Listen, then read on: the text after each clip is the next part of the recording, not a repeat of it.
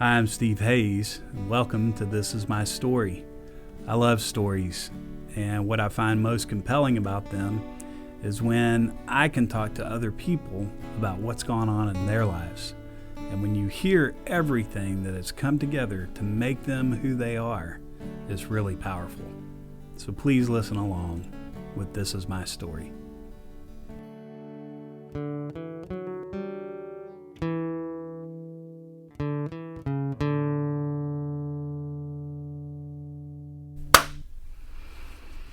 All right, hey everybody. Welcome to another rousing episode of This Is My Story with Steve Hayes. And today we are joined by Jake Moore. In front of the camera. Yes. All right. Jake is typically the guy who produces all of this and checks the sound levels and gets the camera going and all that good stuff. But you guys know Jake as our worship leader, worship pastor. Mm-hmm. Get it right. Yep. He is ordained and licensed. Mm-hmm. He can do your wedding if you'd like. For a small fee. Or your funeral. But Jake and I just thought we would talk a little bit of, I guess what they would call like inside baseball, you know, like pull the curtain back, talk about some things that we've enjoyed about doing this podcast and all that good stuff.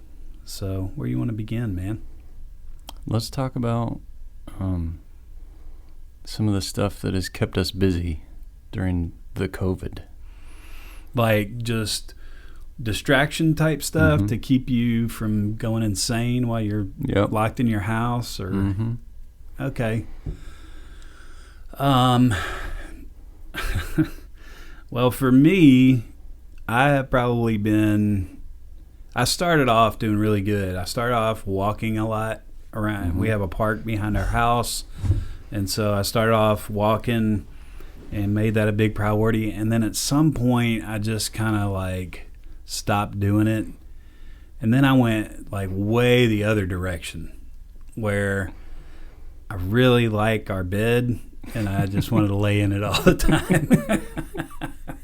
I guess maybe I got a little melancholy in the middle of this deal. Yeah, you know, I can relate to that. Did. Yeah, and I just started like I would come home from the office and just climb in bed at like 5:36 in the evening. Just chill. I don't know what the kids Watch were TV, doing. Read.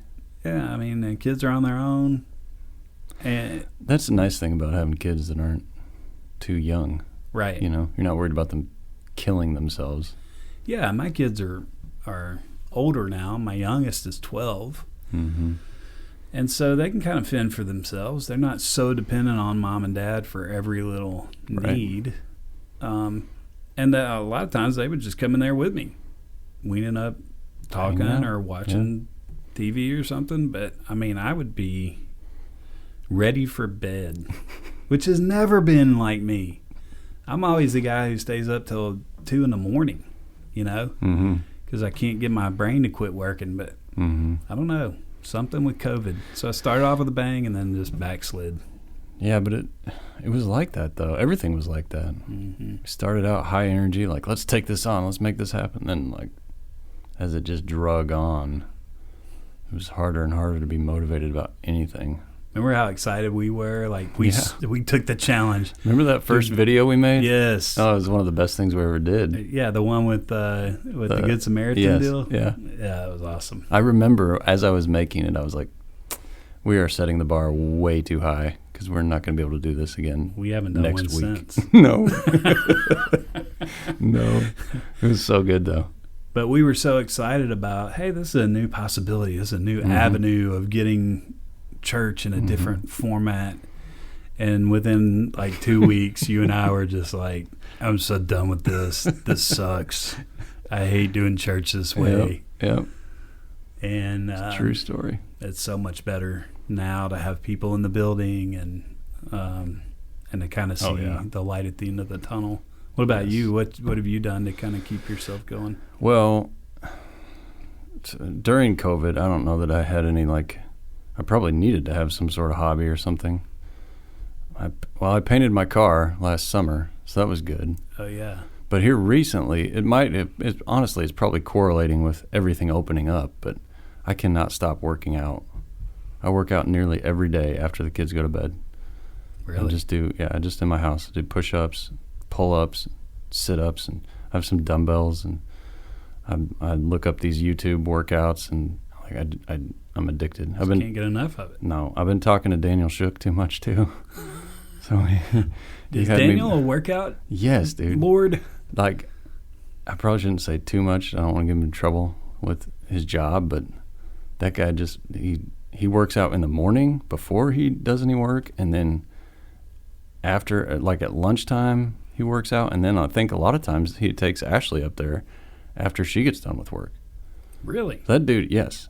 I'm telling you, he's a machine. I had no idea Shook was so, yes, like, ripped. He loves it. That's so awesome. He's making me buy all these protein shakes, and He's making you. and we're talking about all this nutrition stuff. It's out of control. I don't know how to feel about this, because I am so lazy these days that I don't know. Well, I kind of don't like you right now. You shouldn't.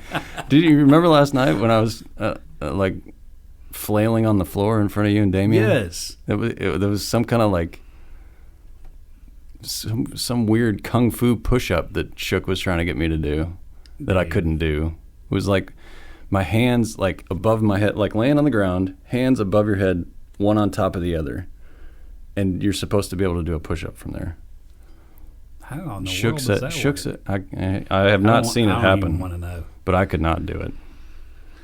Well, But okay. anyways, I will someday, maybe. Dude, you're working out so hard you're learning to levitate. Yes. It's amazing. Yes.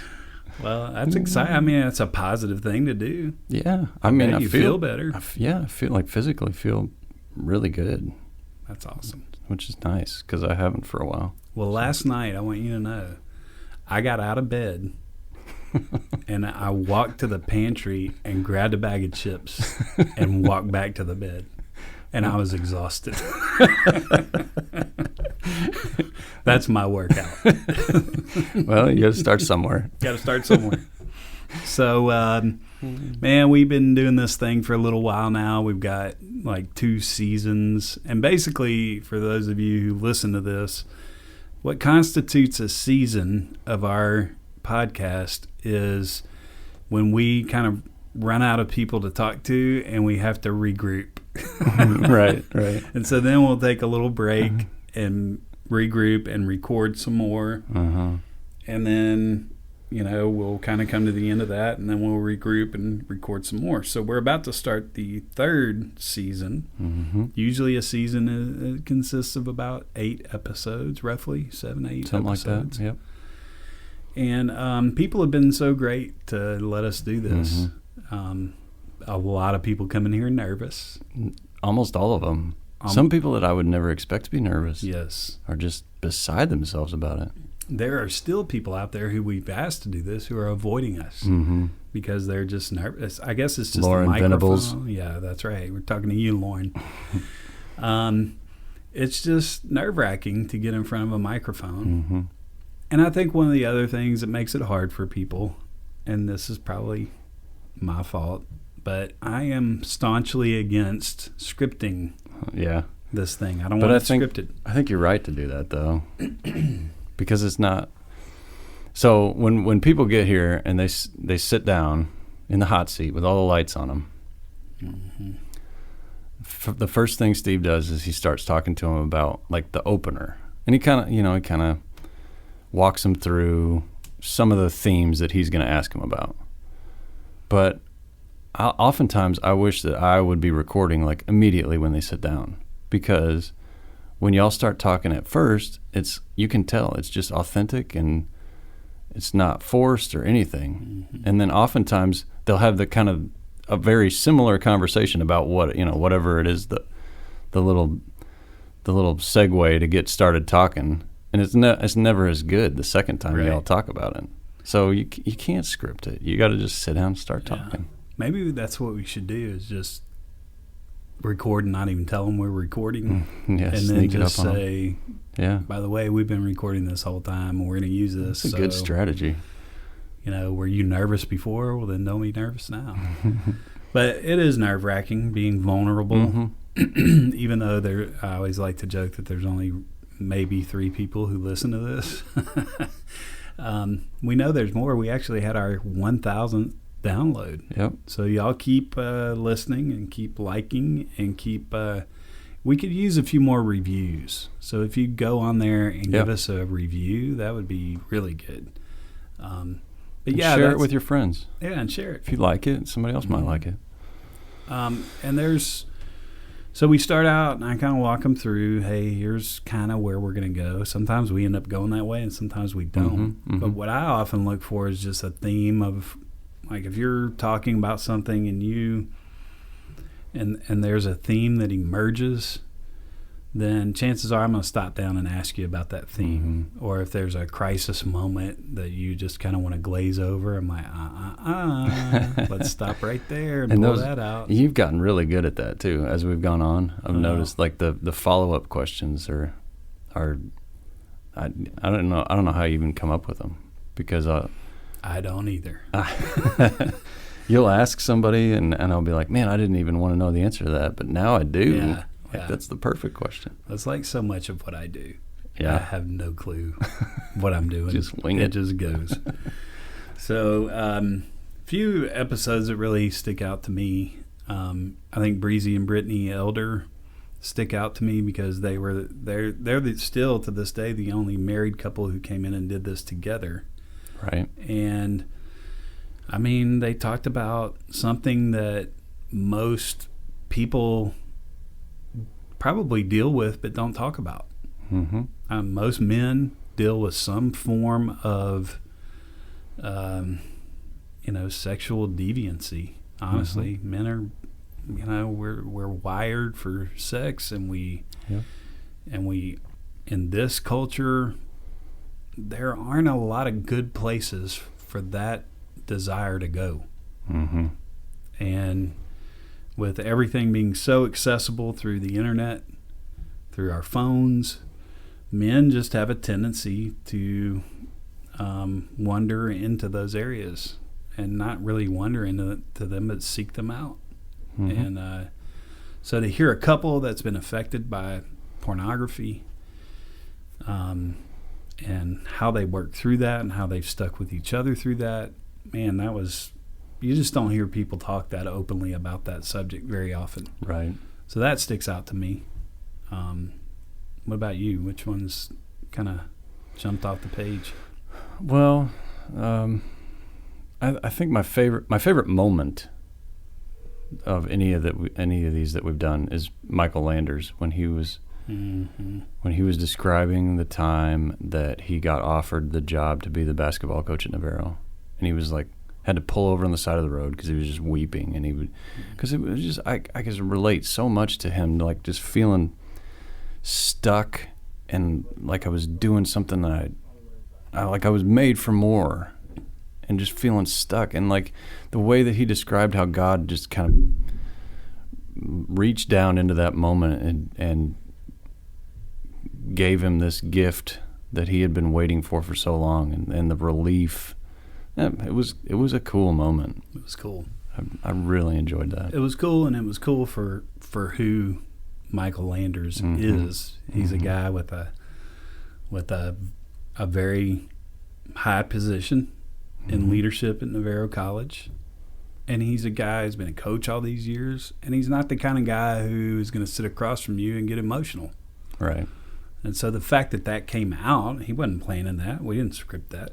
The fact that just came out in that moment was like, it was a sobering moment for all of us. I mean, it was like I sat up in my chair and really took that in, because even Michaellanders struggled with significance, and even a guy without feelings sometimes has feelings. Just kidding, Landers. Love you, Landers. But yeah, there's just been some really good ones. I love talking to Kamar and Roy Sanders. I love that. First of all, what's that? Well, when Roy started the podcast, bro, with 9/11, yeah, he signed.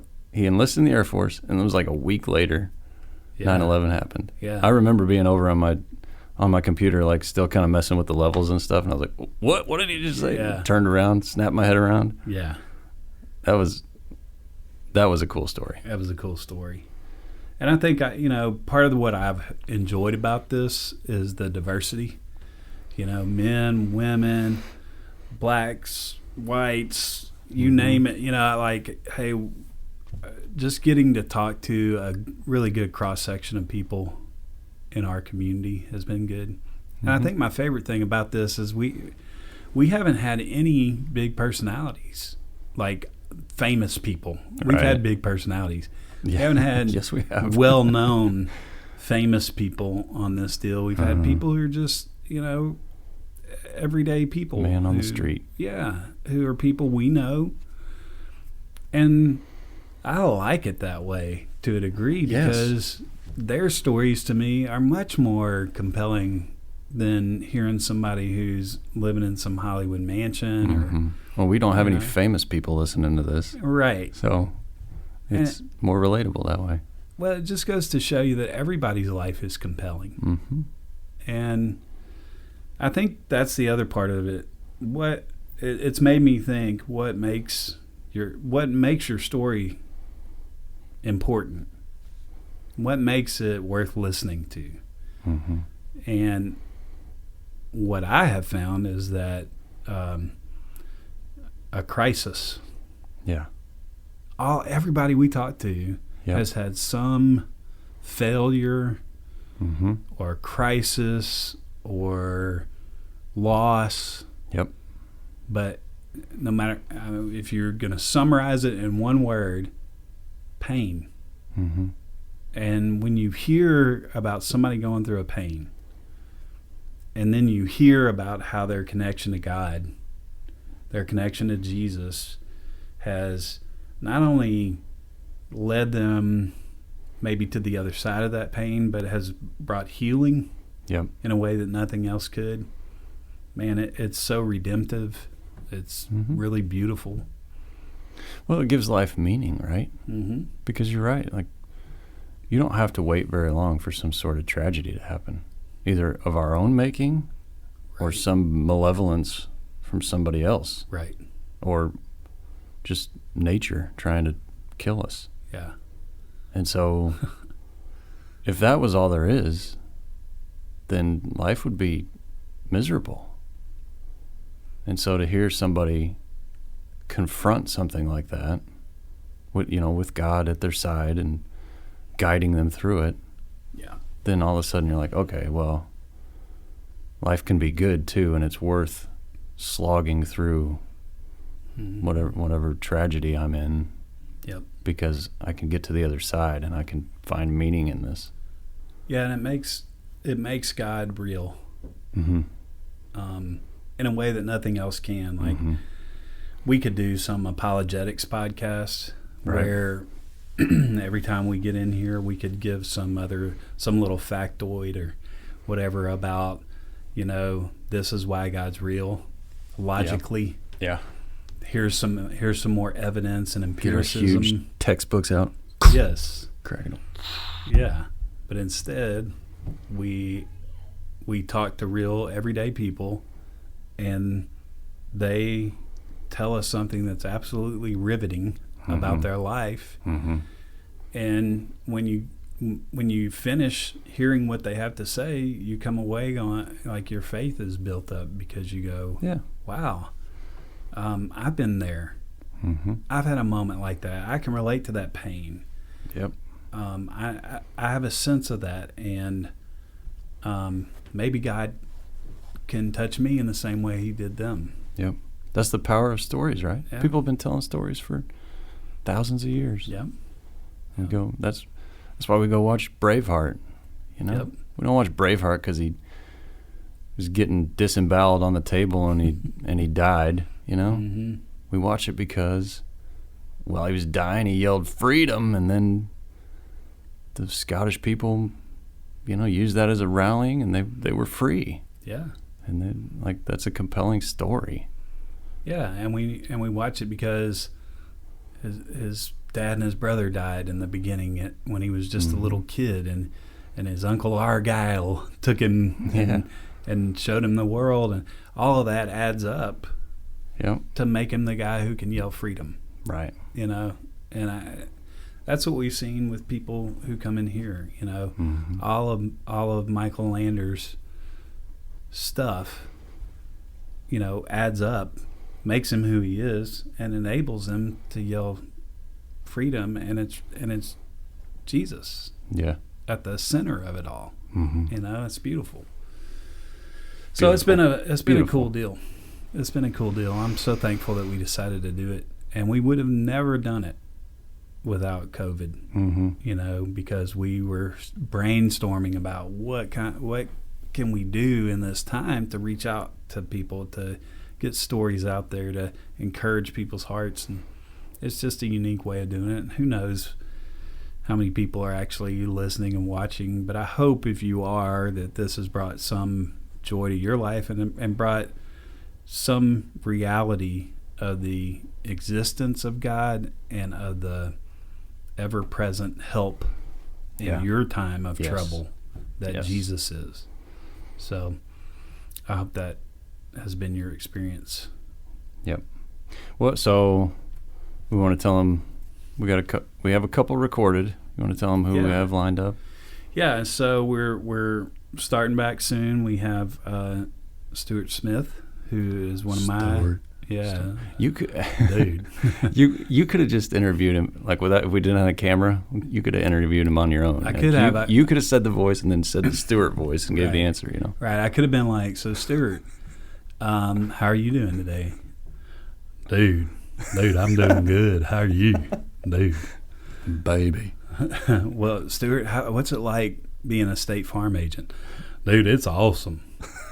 It's awesome. I get to help people and sell them policies, and dude, it's good. How did this happen to me? Yeah, I could have done that whole interview by myself, but I actually got Stuart in here to sit across from me. Stuart's one of my closest friends.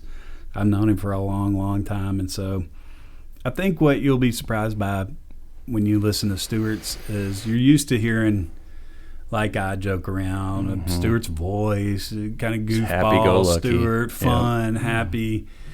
But there is a lot of depth to that guy, and he's been through a lot, and his testimony is powerful. A lot of intensity to him. Intensity. And some people don't know that, so you're going to be surprised in a good way by that one. Yeah. And then Caleb Just Pruitt. Count how many times he says baby. Baby. And then Caleb Pruitt is next.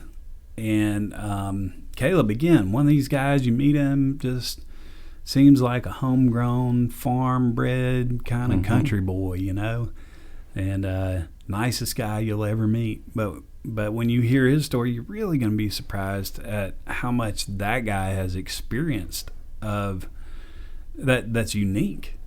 It's really interesting. I don't want to give it away, but tune in to Caleb's story as well. And then we've got some more coming up that we'll see kind of where we go from here. But we might have an actual famous person. We might have a famous person. Y'all tune in. I just had an idea. Anyway, we might have a famous person. But all that to say, it's been a pretty cool deal. And it's been cool at church too, hasn't it? Yes. It's been cool to see us open up more. Where do you think that's headed in the next 6 months? We've seen a lot of people coming back to church. We've seen a lot of guests, a lot of new faces. So it tells me something. And just if you go to Grace, a couple of cool indicators that I probably don't talk about enough. Baptisms are up. Giving is up. Attendance is up. It's like all the key indicators are trending way up so far. And I was talking about this with somebody the other day. I don't feel like I'm working as hard as I have been. It seems easy. Does it feel that way for you? Yeah, I mean, I just think we've been, part of that is our staff has been around for a while. Yeah. And so we've been able to kind of, but there are other things about it too that for me, like I don't care, all those things are up and I don't care as much about them. Right. As I used to. Yes, I'm not stressing about stuff. I don't care as much about big crowds as I used to. So I feel like I'm a more bold preacher because of COVID. Because COVID took away the crowds. And I think I got to a point where I just stopped, I've never been a big numbers guy, but now I'm just kind of like, if people come, they come. Yep. And it kind of reminds me of like, if you were, back in the day, if you were dating someone and you had a bad experience and the relationship broke up and you were like, I'm never dating anybody again. I don't care anymore. And it seems like right when you decide that, the right person comes along. Yeah, when you stop caring. That's always how it is. So to a degree, I mean, I definitely want to have impact in the city and beyond. And I feel that more than ever. But I am not as concerned about the window dressing of numbers and all that stuff. I'm just more concerned about let's be who we need to be. And along with that, when you said where are we going, I think one of the changes that we'll probably make this year is more of an emphasis on the family, coming to church together, being a part of. Did we cut off? No. Oh, good. I'll keep going. How much time we got? 3.5 minutes. 3.5 minutes. Let me make this quick. 3.5 minutes. More of an emphasis on coming to church together. I think right now, for a long time, we love our children's ministries and our youth ministries, but sometimes we're a little too divided, where we've got kids and students who are of an age that they ought to be able to come to church and watch their parents worship and see their parents take notes or be struck by a point. Obviously, we're talking about kids who are of an age that they can be mature enough to handle that. But so we're not doing away with children's ministries by any means. But just an encouragement to everybody, like these days, our kids are leaving the church when they leave home. Yeah. And maybe giving them... Because there's nothing for them anymore. Yeah, maybe giving them an opportunity to be exposed to mom and dad's faith and to know who the pastor is and to see the other adults in the church and maybe even to play a role in the worship service, to read the scripture, to pray, to sing some songs with the worship team, to be an usher or hand out a bulletin. Maybe that kind of involvement will help them transition better from being a young person to an adult, and will keep them tethered to the church. Yeah, because they're not just a church consumer. Yeah. They're part of the body. Yeah. Just as it should be. Yep. More of that and more boldness, I think. I just feel more like I want to be bold because the culture right now requires it. Yeah. So anyway, thank y'all for listening and joining us. Thanks for giving us the outlet. It's been fun. Pretty cool. And thank you, Jake, for doing all the behind the scenes stuff. I love it. All right. Awesome. See y'all next time.